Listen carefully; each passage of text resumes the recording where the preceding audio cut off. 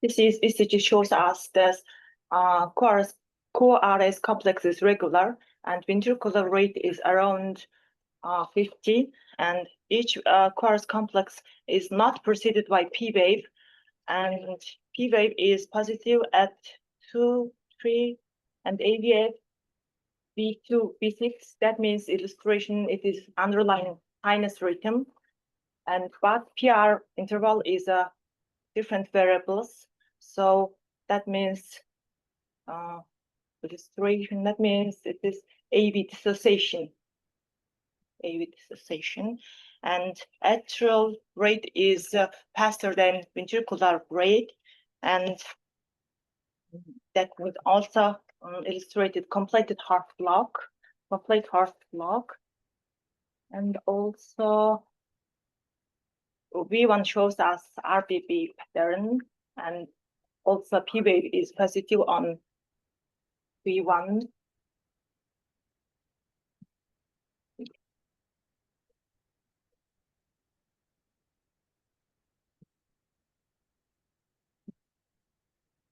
How about 1, 2, 3? Lead 1, 2, 3. Lead 1, 2, 3.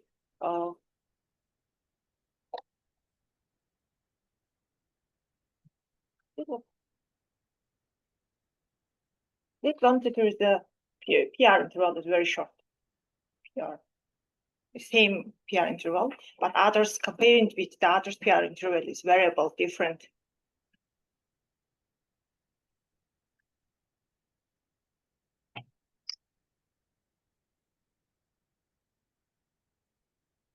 Is there anyone to add?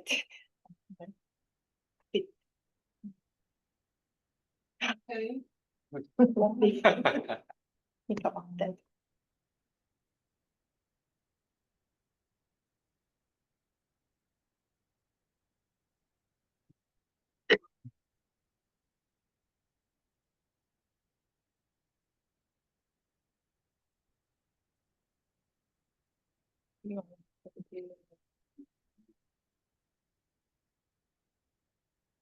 Good morning, guys. Can you hear me? Yes, Dr. Huang. Good morning. Morning. Sorry, I cannot hear you guys very well, but I assume you're discussing this tracing that you show us in 12-lead ECG. I have a question for you. If you look at the lead to bottom tracing, number 4 P wave, number 5 P wave, and then number 7 and number 8. PP interval seems to be a little shorter than other. Not that one, the previous one. Previous one, come back one to the back. Not okay. Backward. Actually. So yes, that one. And then the number 4 one, number 4 P wave. Yeah, that one. So that one to the previous P wave, PP interval shorter. Sure. What is that? That support any additional information for you? What is that we call? When patient has a complete heart block and the P wave is dissociated as you described very well. Why the PP interval, that one is shorter than other?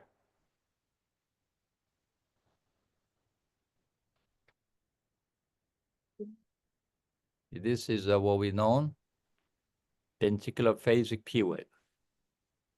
Is what we call sinus arrhythmia, right? You have a sinus arrhythmia, the phasic, which is a respiratory, physiologic, non-phasic. Then we have a ventricular phasic P wave. That happens when your complete heart block preceded the PR interval. There's a PR, P to QRS, then subsequent complete following P that fall into the between two heart block QRS, they tended to be shorter.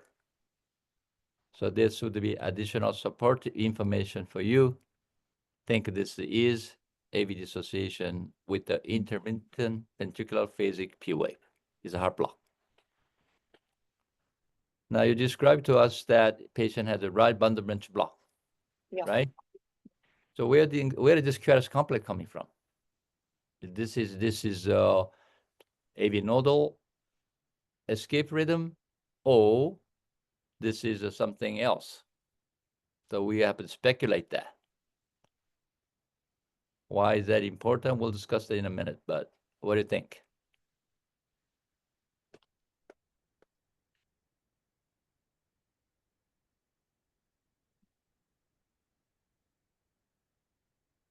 Anybody has a comment?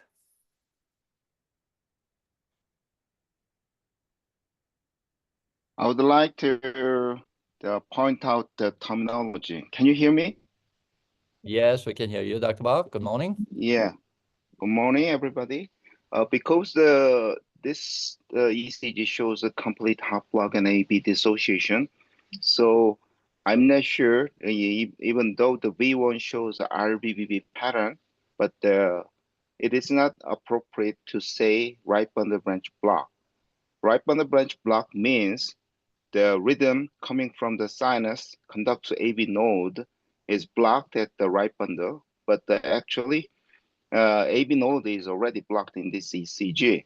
So I guess this rhythm, the ventricular rhythm, is coming from ventricular conduction system because it shows a right bundle branch block pattern and the axis is inferior axis and the QRS is relatively narrow comparing to the right bundle branch block pattern. So I guess it's coming from anterior fascicle. That is assuming that this patient was in normal sinus rhythm, normal QRS complex. However, if a patient has underlying congenital heart diseases who already had a pre-existing baseline sinus with the right bundle branch block or incomplete bundle branch block, that will continue to be so. So Dr. Bach mentioning very important point. What was the be prior to the heart block rhythm? That will define whether patient has a escape rhythm of a right bundle branch block pattern, or patient may have a junctional rhythm is a pre-existing right bundle branch block. So that's with the two other possibilities you have to think about it. Now, what do you think about this QRS complex, even the patient in heart block and the patient has whatever proximal conduction escape rhythm, probably from somewhere from proximal left bundle also, but doesn't matter. Is that something unusual to you? Second thing I need to know, why is the P wave so small? Did you notice that I feel like a P wave is not that big enough in this patient? What do you think? Look at the P wave. Is it normal size P wave you see normally? Or maybe my computer is not zooming well. My feeling is that this P wave is very small. Is that meaning to anything? And QRS is very sharp, tall. When you can see such a P wave. So then you start thinking, this could be a young patient. Oh, what else could it be?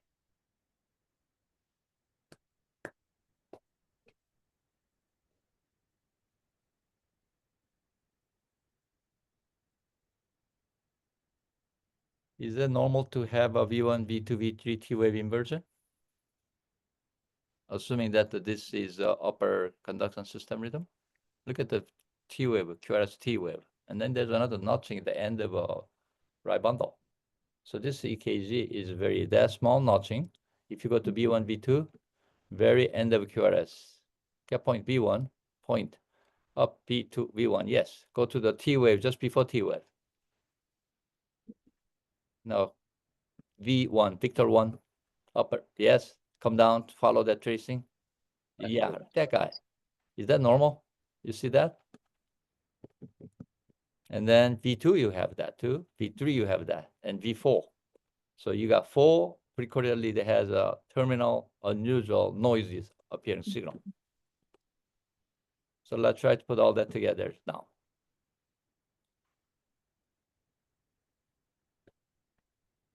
Normally, you do not see that in normal individual, right? So this ventricular escape rhythm, let's say this bundle rhythm, that still would be abnormal. Because of that would be ST segment.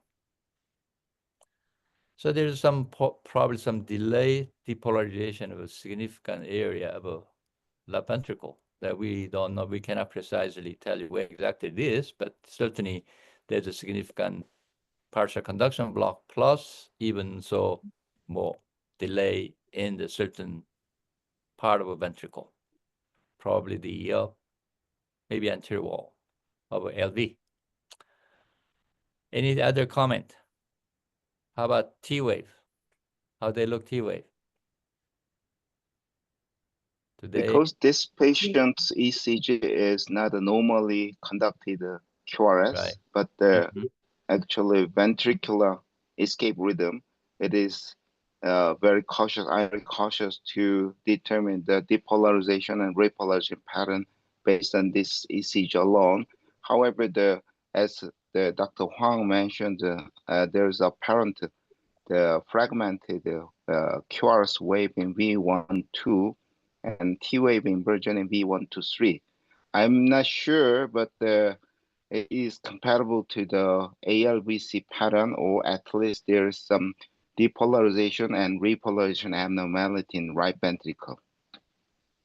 I'm not sure, maybe I'm biased because I saw so many ventricular tachycardia patients here in Mongolia. Okay, so we have a ventricular tachycardia festival here, I guess. I don't know what to call that. All right. So anybody has any other comment? Let's go to the additional data, please. So tell us, 13 years old. Yes, very This good. is a case of 13-year-old female presenting with reduced exercise tolerance, and she has a diagnosis of congenital complete AV block at the age of 2. And to manage this, a DDDR LBB pacemaker was implanted in February 2024. And in terms of family history, her mother has a systemic lupus erythematosus and tested positive anti-RO Sjogren syndrome antigen. And she is the second child in the family, and she has no significant past medical history. This is her treadmill test, ECG. Okay.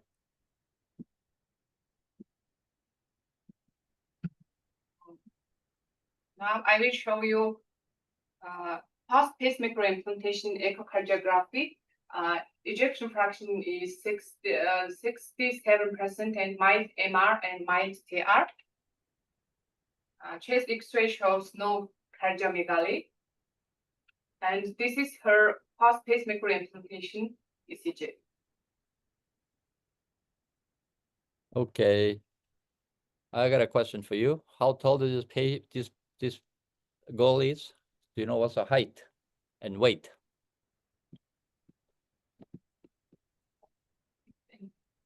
Do you have data? No? No, I don't know. Could you go back to the chest X-ray, please?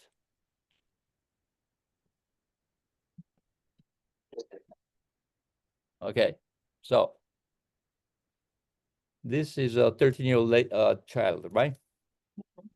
I assuming she gonna grow. Now you guys put a wonderful pacemaker because she gonna normal hemodynamics and all that stuff. Let's assume. What would be ideal, if you will, a pacemaker implantation? Because they do need a special caution, consideration for a pacemaker in young people because of their heart, their body, thorax gonna grow. So then your leads in the atrium, I think atrial lead has enough loop. I'm not sure this ventricular lead has enough loop because as they grow, they're gonna grow up and down and side, and that lead may stretch later on. You end up revising the lead. Second thing is that as an electrophysiologist, you need to put a most flexible, thinnest pacemaker lead. I assume you guys use the Medtronic 4 French lead. Am I correct? Am I wrong? What lead did you see this? I can tell from X-ray. Can you somebody tell me?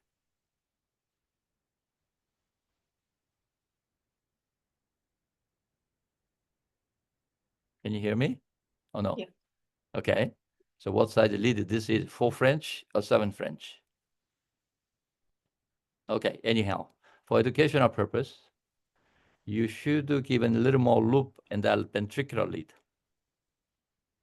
And if it is a 7 French lead, probably you're gonna create an adhesion around the tricuspid annular junction, perhaps a lateral wall of right atrium if you give too much, lag onto that. That's why we really like to use a 4 French lead. It's very flexible. They don't create an adhesion, and they can freely grow with the child, maintaining same pacing position. It is very important to consider that, okay? So pediatric pacemaker implantation require many considerations, at least to try to predict how much is she gonna grow further, or may not grow, obviously, but then 13 years old still can grow. And so gain the body weight, please consider that when implant, okay? Now, last question. This pacemaker implanted prepectorally or subpectorally? Do you know that information?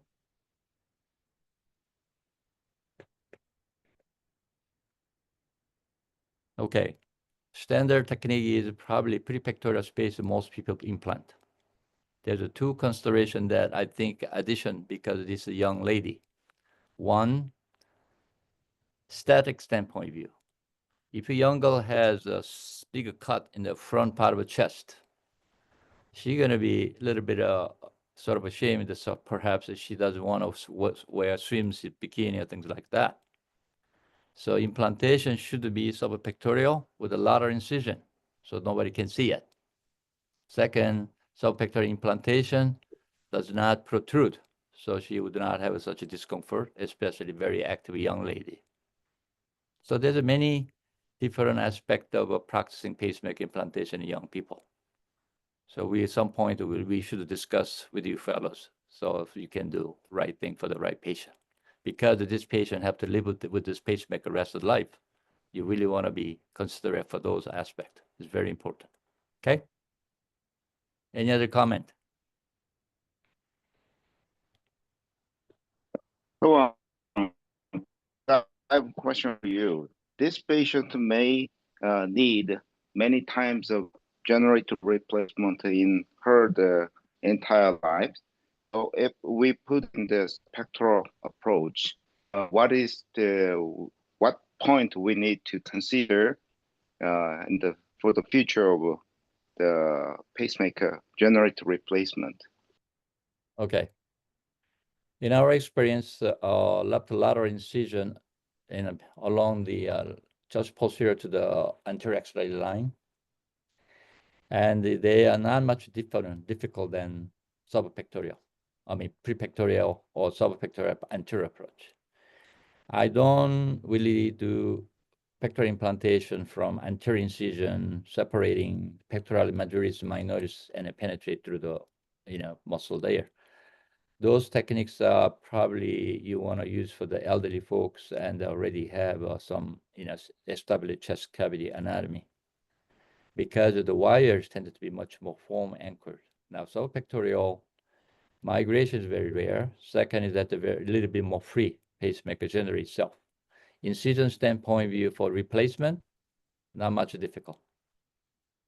As far as we done many complete congenital heart block patients, young ladies, and they do well. Now you have to keep in mind, if you use a 4 French lead, your current density is much higher, so threshold is lower, and the lead is going to last about 30, 40 years.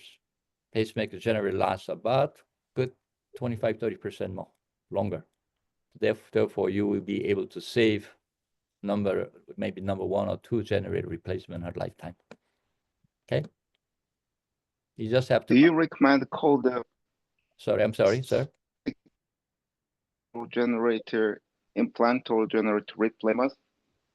The man to call the plastic surgeon for the generator No, not at all. or implant procedure, or you do by yourself? Yeah, we do ourselves.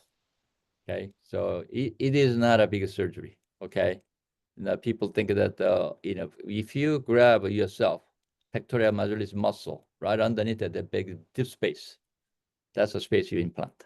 And actually, when you dissect that area a little bit, you'll be even able to see sometime axillary vein run right through there. And then you can just cannulate right under the visualization, lifting up a little bit of muscle space. And only downside that the patient have a little longer discomfort after pacemaker implantation. But after that, it's free. Especially when you're implanting by BICD, sometimes it's very useful for the very skinny, thin people because it's generally so big, they protrude through the skin, and the risk of ulceration and the pacemaker pocket erosion in the future. So those are somebody there, okay? If you're concerned about that, and then you can call plastic surgeon, teach you how to do one, then you can do it. Also, another way to do it if you feel uncomfortable. Okay, thank you. And please, the junior faculties and fellows, please consider Dr. Huang was originally surgeon and he moved to electrophysiology. Thank you, Dr. Huang. Thank you. Okay. Thanks for the wonderful case this morning. And unfortunately, I'm in transit right now, so I have to leave. But I'll be listening to your conference through my cell phone. So my apology for that. Okay. You guys have a good morning. Thank you. Thank you.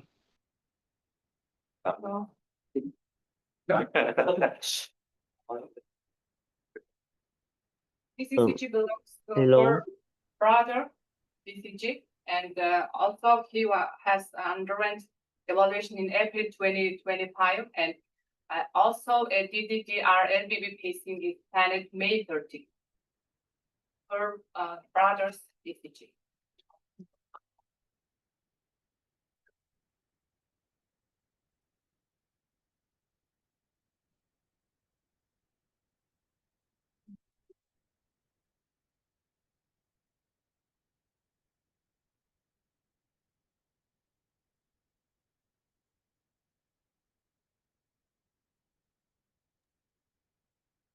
Good morning.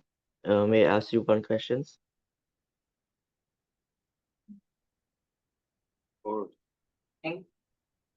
Yeah, good morning, Professor Park. Good morning, Professor Kim.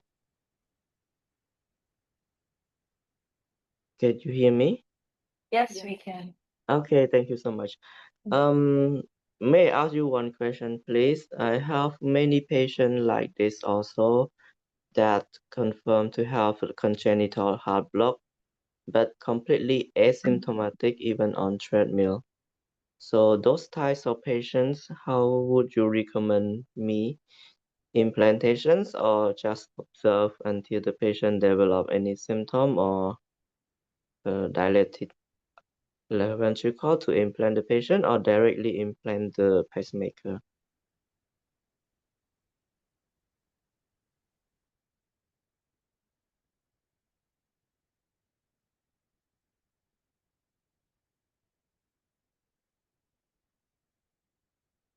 Who are you asking for? Dr. Om or Taewoon Kim, Nam Park? Any professor. Thank you so much. In congenital disease, congenital AD block, usually auto antibody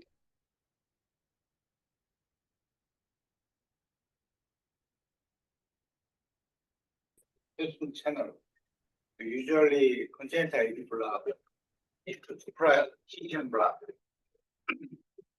Patients with congenital AD block are usually tolerable. So we can observe the patients if the patient have no symptom.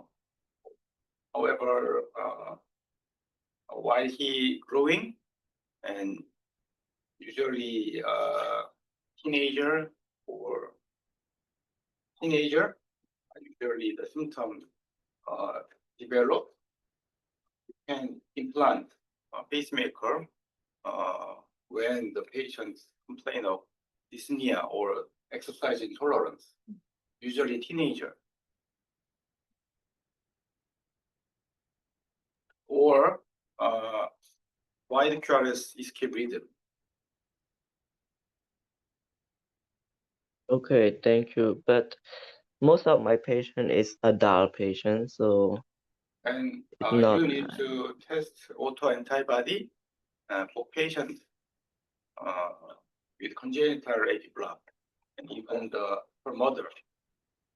Usually, anti-Rho antibody is involved in congenital AV block. okay. I understand. Thank you, Professor Ong.